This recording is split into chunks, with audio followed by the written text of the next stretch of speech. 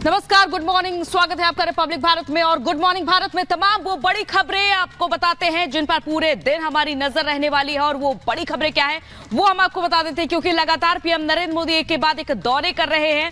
और आज पीएम नरेंद्र मोदी एक बार फिर से जनसभा करते हुए नजर आएंगे। तो वहीं गृह मंत्री अमित शाह भी चुनावी हुंकार भरते हुए नजर आएंगे। और लगातार विपक्ष का प्रचार भी साथ ही साथ जारी है। और आम आदमी पार्टी में दरार नजर आ रही, क्योंकि यहाँ एक मंत्री ने इस्तीफा दे दिया है और ईद की बधाई दी है पीएम नरेंद्र मोदी ने देश भर को।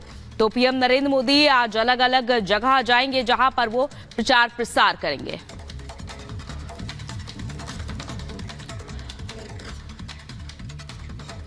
और आज पीएम नरेंद्र मोदी उत्तराखंड और राजस्थान में नजर आएंगे, जहां ऋषिकेश, करौली और धौलपुर में पीएम नरेंद्र मोदी प्रचार प्रसार करेंगे। तो एक के बाद एक ताबड़तोड़ दौरे पर है पीएम नरेंद्र मोदी। और आज उत्तराखंड के ऋषिकेश, करौली और राजस्थान के धौलपुर में पीएम प्रचार करने वाले हैं।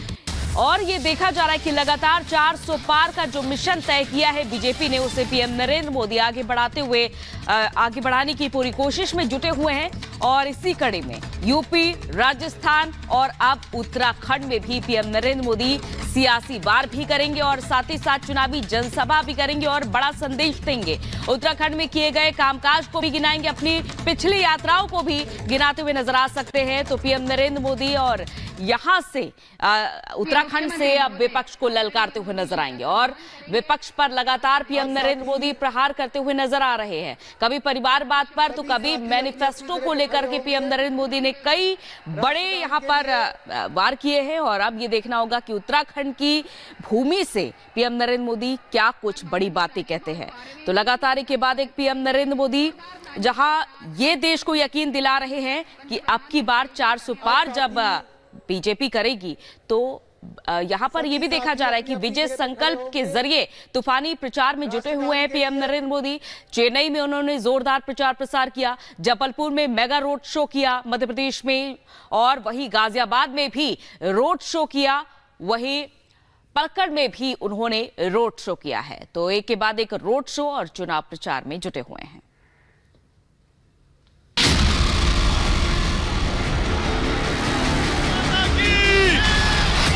तूफानी प्रचार, मोदी की दहाड़, सियासी वार, विपक्ष में हाहाकार। अब की बार मिशन 400 पार। देश में इन दिनों एक ही नारा लोगों की जुबान पर है, रैलियों में गूंज रहा है 4 जून 400 पार। अब की बार फिर मोदी सरकार। फिर एक बार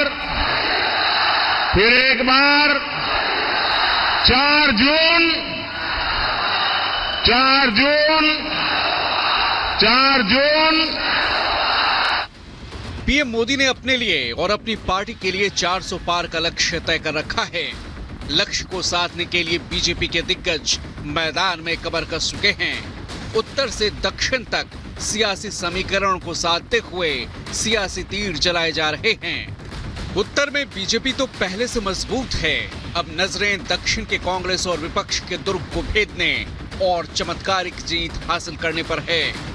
बीजेपी जानती है कि बिना दक्षिण विजय के ये मिशन अधूरा है, और इसलिए उत्तर से लेकर दक्षिण तक पीएम मोदी लगातार प्रचार में जुटे हैं। चुन चुनकर सियासी वार किए जा रहे हैं और पीएम के प्रहार के आगे विपक्ष हलकान है।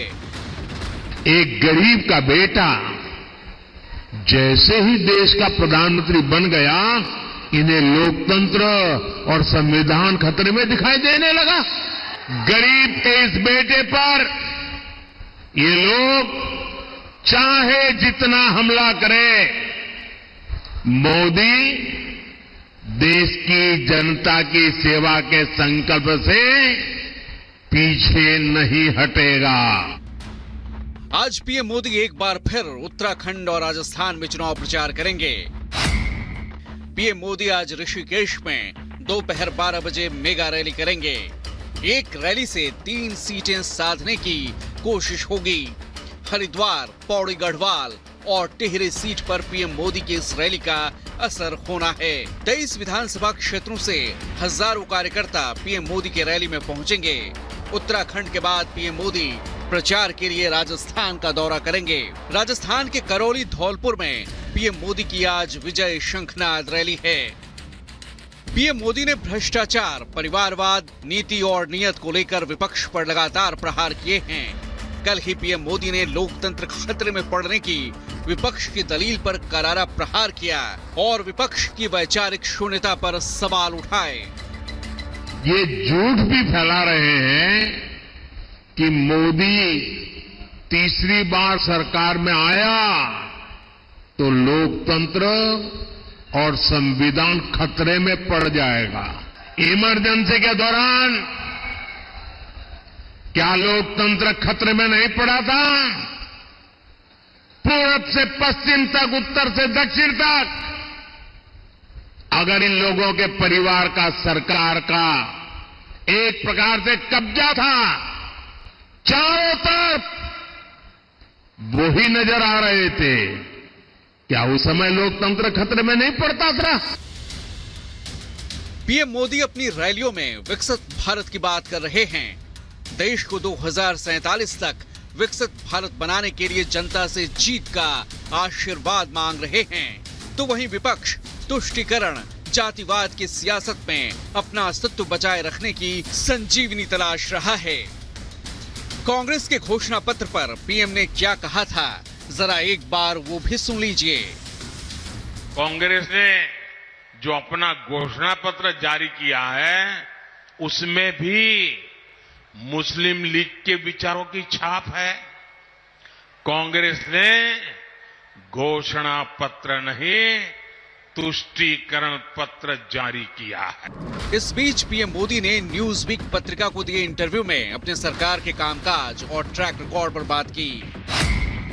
पीएम मोदी ने कहा कि दूसरे कार्यकाल के अंत तक सबसे लोकप्रिय सरकारें भी समर्थन खोने लगती हैं। दुनिया में पिछले कुछ वर्षों में सरकारों के प्रति असंतोष भी बढ़ा है। भारत एक अपवाद के रूप में खड़ा है, जहां हमारी सरकार के लिए लोकप्रिय समर्थन बढ़ रहा है। देश में 7 चरणों में इस बार लोकसभा चुनाव होने हैं। 19 अप्रैल को पहले चरण का मतदान होना है और जिस अंदाज में प्रधानमंत्री मोदी विपक्ष पर चुन चुन कर प्रहार कर रहे हैं, उसका मानो कोई जवाब विपक्ष के पास नजर नहीं आ रहा। अब इंतजार है 4 जून का, जब देश की जनता का फैसला सामने आएगा। Bureau report, Republic Bharat. और पीएम नरेंद्र मोदी की लोकप्रियता कुछ इस कदर बढ़ रही है कि इसी महीने भारत आने वाले हैं एलन मस्क, जो कि टेस्ला और सोशल मीडिया एक्स के सीईओ। देखिए 1 मिनट में पूरी खबर। अमेरिकी इलेक्ट्रिक कार निर्माता टेस्ला के सीईओ एलन मस्क इस महीने के अंत में प्रधानमंत्री नरेंद्र मोदी से मिलने के लिए भारत आ रहे हैं। सूत्रों के मुताबिक भारत दौरे पर मस्क कंपनी की निवेश योजनाओं की घोषणा कर सकते हैं। पिछले साल जून में मस्क ने मोदी की अमेरिकी यात्रा के दौरान उनसे मुलाकात की थी और कहा था कि उन्होंने 2024 में भारत का दौरा करने की योजना बनाई है। साथ ही विश्वास जताया कि टेस्ला जल्द ही भारतीय बाजार में प्रवेश करेगी। उनकी आगामी भारत यात्रा सरकार द्वारा एक नई इलेक्ट्रिक वाहन नीति की घोषणा की कुछ सप्ताह